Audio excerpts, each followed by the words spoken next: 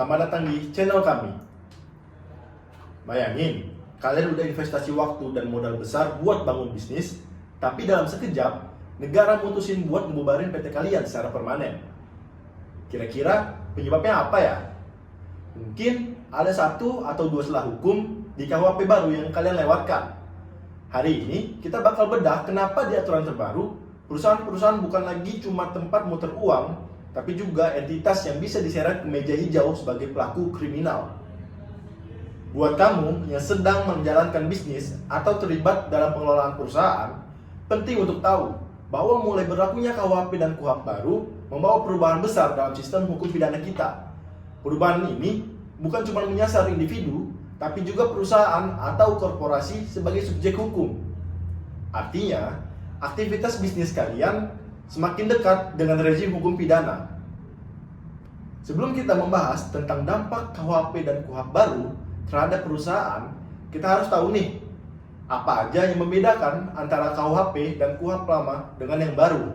KUHP lama cenderung menitik beratkan pada hukuman penjara, seolah-olah setiap pelanggaran harus diselesaikan dengan memenjarakan orang.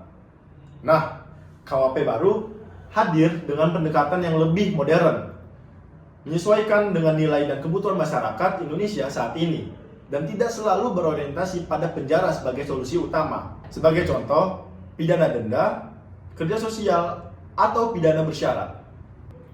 Kalau KUHP lama, proses hukum pidana sering dianggap rumit dan membingungkan bagi orang awam. Banyak orang yang tidak tahu apa haknya ketika berhadapan dengan aparat penegak hukum. Aturannya memang ada, tapi belum cukup jelas dan belum sepenuhnya memberi rasa aman bagi pihak yang diperiksa. Melalui KUHP baru, proses hukum pidana diupayakan menjadi lebih tertata dan lebih transparan. Tahapan penyidikan, hingga persidangan diatur lebih jelas, sehingga tidak menimbulkan banyak penafsiran. KUHP baru juga menekankan pentingnya perlindungan hak setiap pihak yang berhadapan dengan hukum, agar proses pidana tidak hanya fokus pada penindakan, tapi juga pada keadilan. Nah, sekarang kita masuk kaitannya KUHP dan KUHP baru dengan perusahaan. Dalam KUHP baru, perusahaan bisa dimintai pertanggungjawaban pidana. Ini berarti ketika suatu tindak pidana dilakukan untuk kepentingan usaha, korporasi bisa ikut dimintai pertanggungjawaban. Bukan hanya pengurusnya, tapi perusahaannya juga bisa dikenakan sanksi pidana, seperti denda atau pidana tambahan lainnya.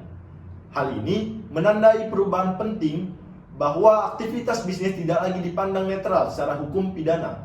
Pelaku usaha perlu memahami bahwa keputusan bisnis tertentu, kebijakan internal, atau cara perusahaan beroperasi bisa dinilai sebagai perbuatan pidana jika memenuhi unsur dalam KUHP baru.